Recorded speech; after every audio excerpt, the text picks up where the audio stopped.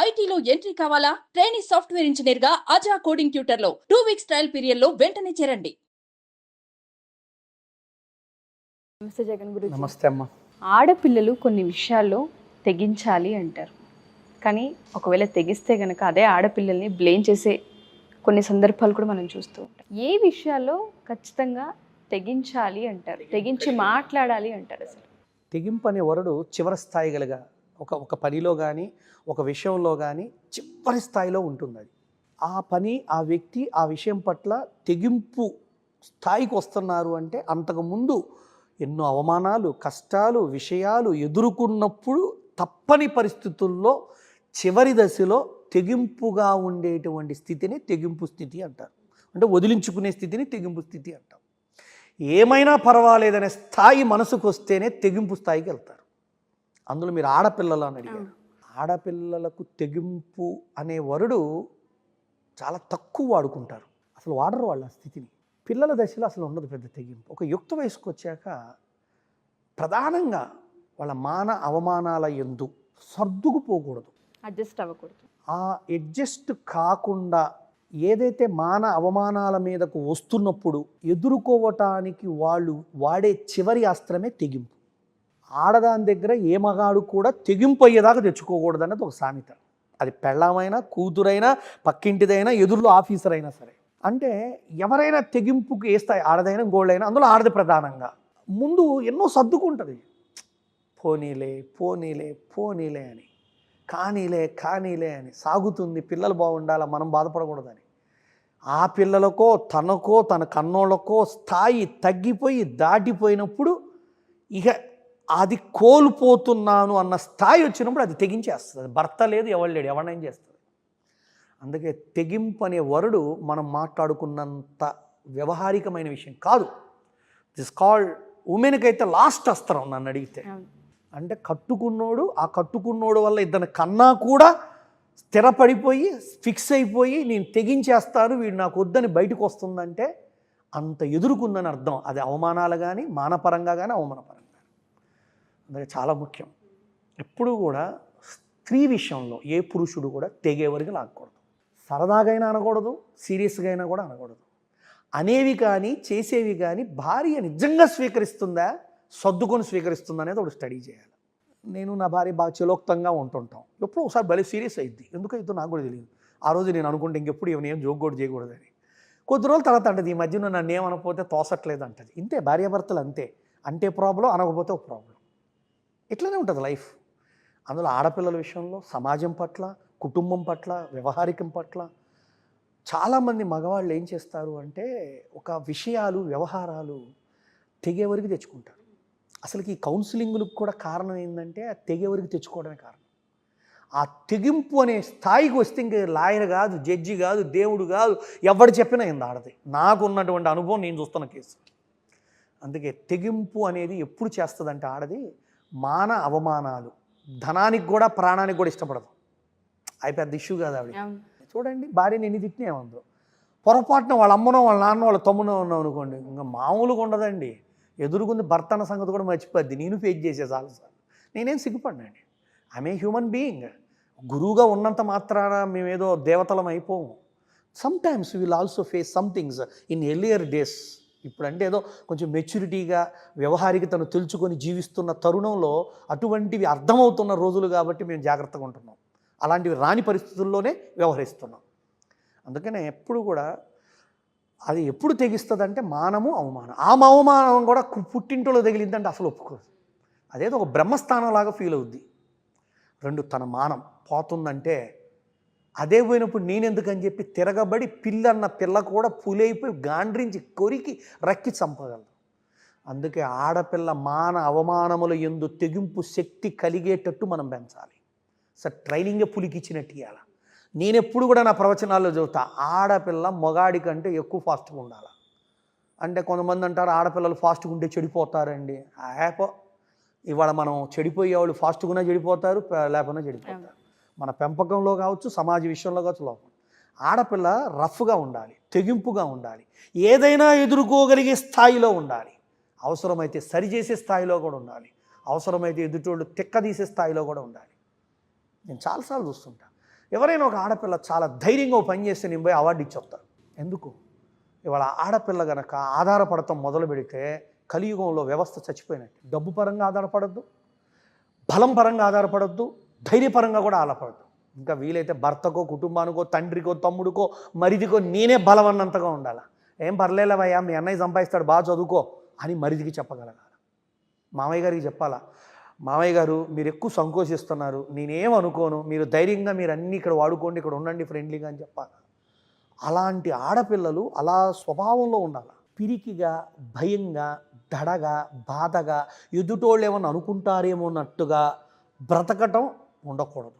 తెగింపు అంటే చివరి దశనే కాదు, ఆ పనికి కూడా ఏదైనా ఒక పనిలో కూడా తెగింపుగా చేయగలగాలి. ఇది నేను చేస్తే ఎవరన్నా అనుకుంటారేమో, డబ్బులు అయిపోతాయేమో అన్నట్టు ఉండకూడదు. పిల్లలందరిలో రావాలి ఆ తెగింపుతనం. ఇప్పుడు మీరు ఇంతకు విషయం చెప్పారు, అమ్మ మా వంతు మేము ఇంత ఇస్తామని చెప్పేసాం, అది తెగింపు అంటాను. అంటే అది అవసరాన్ని గుర్తించి నా అవసరాన్ని కూడా తగ్గించుకోగలిగే అవసరం అవుతుంది మీరు చూపించారు. నాకేం ఇప్పుడు ఎక్కువ ఇవ్వాల, ఇప్పుడు నేను ఒక దానికోసం పెట్టుకున్నా, ఇది చిన్నది నా దృష్టిలో ఇప్పుడు మీరు చెప్పిన దాంతో చూస్తే. కాబట్టి నా అవసరం తర్వాత తీర్చుకోవచ్చు, అక్కడ అవసరం పెద్దది కాబట్టి నేను నా దాన్ని తెగించుకొని మీ దానికి నేను కనెక్ట్ అయ్యాను. అది తెగింపు తత్వం అంటే. అలా ఆడపిల్లలు ముఖ్యంగా చదువు పట్ల, జీవితం పట్ల, డబ్బు పట్ల ఎక్కడ ఆధారపడద్దు. స్వశక్తిని పెంచాలి ఆడపిల్లల్లో. 2 స్వయం శక్తిని పెంచాలి. ఏమిటండి తేడా? ఆడపిల్ల బండి నడపాలి, ఆడపిల్ల ఆత్మరక్షణ చేసుకోగలగాలి. ఆడపిల్ల కూడా ఆస్తిని సమానంగా హక్కు కోసం పోరాడకూడదు, నేను సంపాదిస్తున్నానన్న స్థితికి రావాలి. కానీ అవన్నీ చూసుకొని కుటుంబ వ్యవస్థ పోకుండా ఉండాలి. అది కూడా ముఖ్యమే. మీరు అన్నట్టుగా తెగింపు అవసరం, కానీ ఇవాళ ఆడపిల్లలు మనం చూస్తే కొన్ని సందర్భాల్లో తెగింపు అహంకారంగా మారింది. తన ఒరిజినల్ లైఫ్ని, పర్సనల్ లైఫ్ని కూడా పాడు చేసుకునే స్థితికి వచ్చేసారు. అంటే ఆ మాటకు, ఆ స్థితికి అర్థం తెలియదు. ఇప్పుడు తండ్రి బాధలో వేదలో అంటాడు, అమ్మాయి నేను కావాలా, అబ్బాయి కావాలంటే ఆడపిల్ల ధైర్యం చేసి బాధపడుతూనే తెగించేసి అబ్బాయితో పోతున్నారు. ఒక్కళ్ళు కూడా నువ్వు వద్దు, మా నాన్న కావాలా, మా నాన్న ఒప్పించేసి, ఏదో ఒక కేసు చూశాను నా దగ్గర, అంతే. ఆ తెగింపు అనేది పనుల్లో, వస్తువుల్లో ఉండొచ్చు, కానీ జీవితంలో అనవసరమైన తెగింపులు చేయొద్దు. True sir. వస్తువులు, పనుల్లో, కానీ జీవిత నిర్ణయాల్లో తెగింపు ఎక్కడ చేయాలో అక్కడ చేయాలా. అతిగా కన్నోళ్ళని, కట్టుకున్నోళ్ళని, నీ తోబుట్టువులను వదులుకునే అంత తెగింపు చేసి మరలా వచ్చి దీన్ని తగులుకోవాలనుకుంటే అతకదు. ఆ మచ్చ ఆ కుటుంబ వ్యవస్థలో, నీ మనోవ్యవస్థలో, సామాజిక వ్యవస్థలో పడి ఉంది వాళ్ళు చాలామందిలో. ఆ షైనెస్ ఉంది, ఆ షైనెస్ కనిపిస్తుంది అందరూ. ప్రతి ఆడపిల్ల ఈ ఒక్క లైన్ అర్థం చేసుకోగలిగితే తెగించే ముందు ఆలోచించాలి. కాబట్టి నువ్వు తల్లిదండ్రులు వదిలిపోవటం తెగింపు అనుకోవటం, ఏదో అనుకున్నోని చేసుకోవటం విజయం అనుకోవటం కాదు. దాన్ని నా భాషలో పిరిగితనమంట. అనుకున్నోడిని నిన్ను కన్నోళ్లతో అభిమానించేంతగా తయారు చేసుకొని ఒప్పించి నొప్పించక చేసుకోగలిగితే అసలు మిమ్మల్ని సర్వదేవతలు ఆశీర్వచనం ఇస్తాను. నేనైతే అదే చెప్తాను. ఇప్పుడు మా దగ్గరికి వస్తుంటారు పిల్లలు, అయ్యా ఇట్లా అట్లా నేను చేయని ఇలాంటి, అమ్మా నాన్న తీసుకురా, నేను ఒప్పిస్తా, మీ ప్రేమకు మించింది లేదు. ఇలా చాలామంది పిల్లలను సరి చేశారు. కాబట్టి ఆడపిల్ల తెగింపు ఎక్కడ చేయాలా? వస్తువు దగ్గర, వ్యక్తి దగ్గర. వస్తువు దగ్గర, వ్యవహారం దగ్గర. కానీ వ్యక్తులని, కుటుంబాలని, బంధాలని తెగింపు జీవితాల్లో తెగింపు చేయొద్దు. నీ ప్రాణం మీదకి వస్తుంది, నీ కట్టుకున్న భర్తే. అస్సలు ఇక పిల్లలు పోతున్నారు. అదిగో జీవితంలో చాలామంది, కొంతమంది ఏదో ఒక బ్యాడ్ రిలేషన్స్లో మిమ్మల్ని వదులుకోవడానికి కూడా సిద్ధపడిపోయి చేస్తున్నప్పుడు నువ్వు తెగించి ఏది చేసినా అది రైట్ అని ఒప్పుకుంటామేమో. కానీ ఇలాంటి చిన్న చిన్న విషయాలకి, అనవసరమైన విషయాలకి, అవగాహన లేని విషయాలకి, అర్థం చేసుకోలేని విషయాలకి, నీకు సంబంధం లేని విషయాల్లో నువ్వు తెగించుకొని వీళ్ళందరిని వదిలించుకొని వెళ్ళిపోతున్న విధానం ఉందే, that is not the right way. అందుకే అవమానాలను ఎదుర్కోండి, తప్పులేదు. కష్టాలను ఎదుర్కోండి, తప్పులేదు. ఇబ్బందులను ఎదుర్కోండి, తప్పులేదు. దాని దగ్గర సమమైన, శ్రేయస్కరమైన వ్యక్తుల సహకారం తీసుకోండి, తండ్రితో, తోబుట్టుతో, స్నేహితులతో, తప్పులేదు. కానీ ఒక చిన్న వ్యక్తి కోసం, లేదా జీవితంలో ఒక అవసరం కోసం కొన్నిటిని, కొందరిని, అంతకాలం ఉన్నోళ్ళని వదులుకొని పోవటమే మీ భాషలో తెగింపేమో, కానీ నా భాషలో పిరికితనం, అధైర్యం, తప్పుడు పని. అందుకని తెగింపు అనే మాటని ఇక్కడ వాడద్దు కూడా అసలు ఆడపిల్లలు. కాబట్టి నిజంగా ఒకటి నీ మీదకి వస్తుంటే నా ప్రాణం పోయినా తెగించి వాడిని పోరాడు, అది రైటు.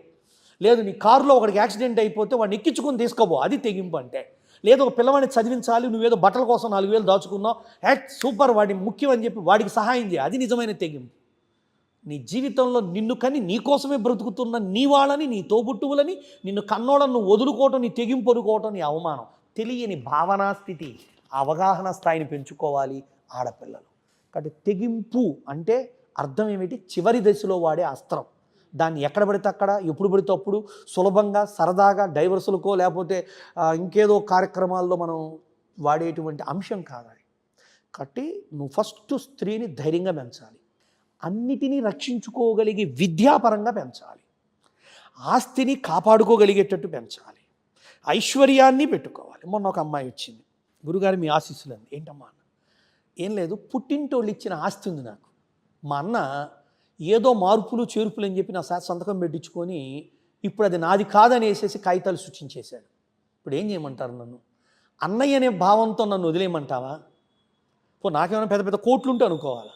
అది వస్తే నా కూతురు పెళ్ళయిద్దని మా అమ్మ మా నాన్న చనిపోయే ముందు ఏమే నీ మూడు పరిస్థితులు బాగాలేవే అని చెప్పి మా పుట్టింటోళ్ళు నాకు ఇచ్చిన ఒక పుట్టింటి ఆస్తిని నా సొంత అన్నయ్య తన పేరు మీద తర్జుమా చేయించుకున్నాడు నన్ను నమ్మించి. ఇప్పుడు నన్ను కోర్టుకు వెళ్ళమంటారా వద్దంటారా ఒక గురువుగా మీరు చెప్పండి అని అడిగిందండి. అసలు నాకు ఎంత పెద్ద ప్రశ్న అండి. ధర్మమా అధర్మమా అని పెట్టింది నాకు.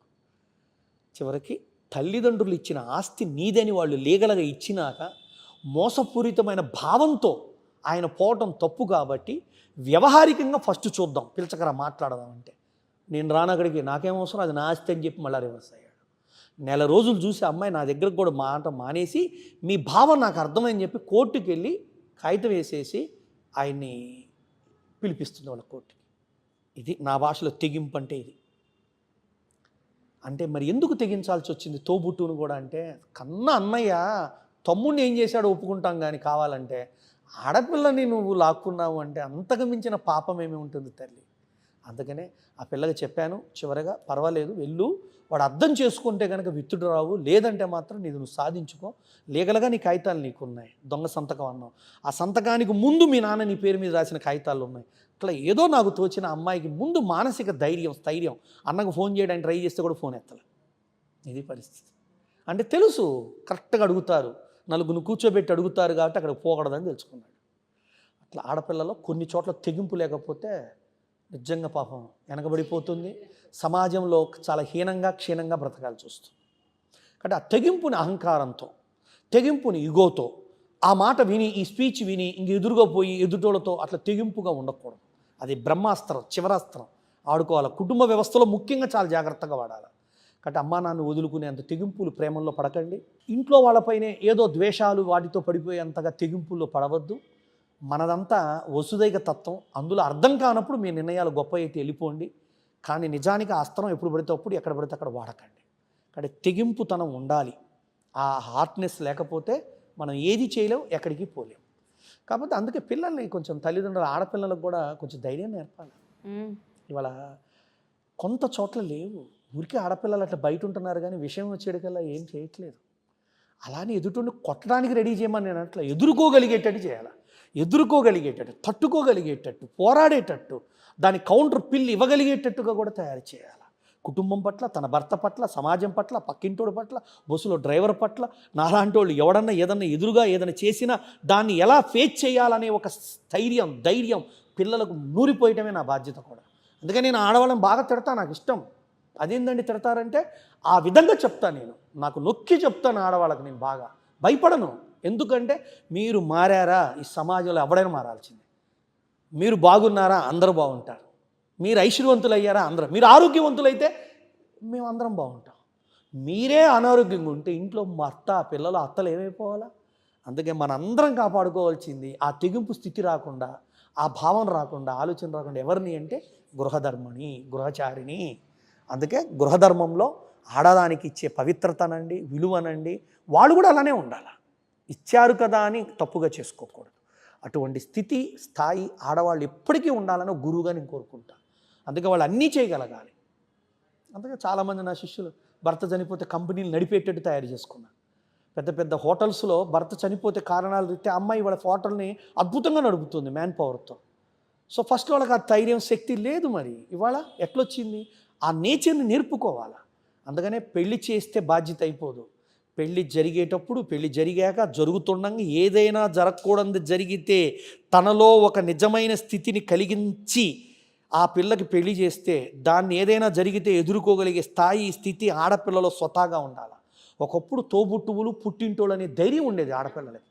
ఇవాళమ్మ వాళ్ళ భార్య వాళ్ళు, వాళ్ళ పుట్టింటోళ్ళు, వీళ్ళ అత్తగారోళ్ళు, వాళ్ళకు ఉన్నాయి. కాబట్టి వాళ్ళ ఆడోళ్ళైనా ఆడపిల్లలైనా ముందు వాళ్ళ స్వశక్తి, స్వయం శక్తి, ఆర్థిక శక్తి, గ్రాహక శక్తి, జ్ఞానశక్తి, ఉద్యోగ శక్తి, ఇన్ని శక్తులు ఉంటేనే అది దసరా అవుతుంది నా లెక్కలో. కాబట్టి ఆడదిగానే ఉండాలి, అన్ని శక్తులు సాధించాలి. అందుకే మన దసరా నవరాత్రులలో అన్ని అవతారాలు, అన్ని శక్తులు, సరస్వతిగా, అన్నపూర్ణగా, అంత సంహారణిగా, దుర్గగా ఎన్ని అవతారాలు చూపించారు. ఊరక దసరాలు చేస్తే ఏమొస్తుంది? ఆడపిల్లలకు బోధించాలా.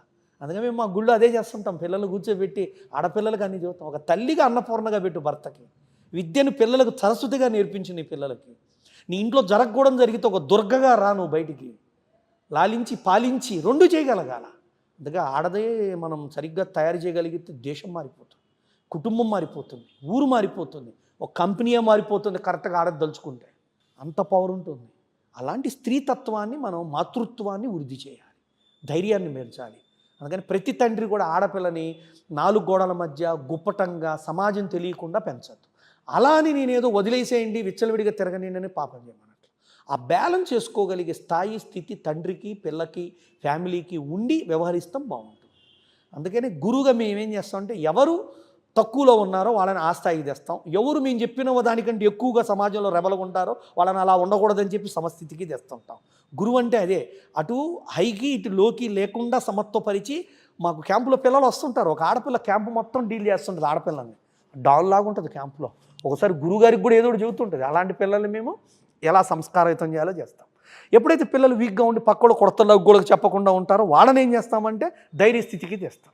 ఆ ఉత్సాహ స్థితిని ధైర్యస్థితికి, ఈ నిరుత్సాహ స్థితిని ధైర్యస్థితికి తెస్తాం. అందుకని ఎప్పుడు కూడా మా సంస్థలో ఆడపిల్లలకైనా పిల్లలకు ముఖ్యంగా నేను దసరా క్యాంప్స్ అని, సమ్మర్ క్యాంప్స్ అని చాలా పెడుతుంటాను. ఫ్యూచర్లో మనం చాలా కలిసి ఉన్నాయి, తప్పకుండా సార్. వాటిలో మనం బాగా పెట్టాలి. జై గురుదేవ్. Thank you sir.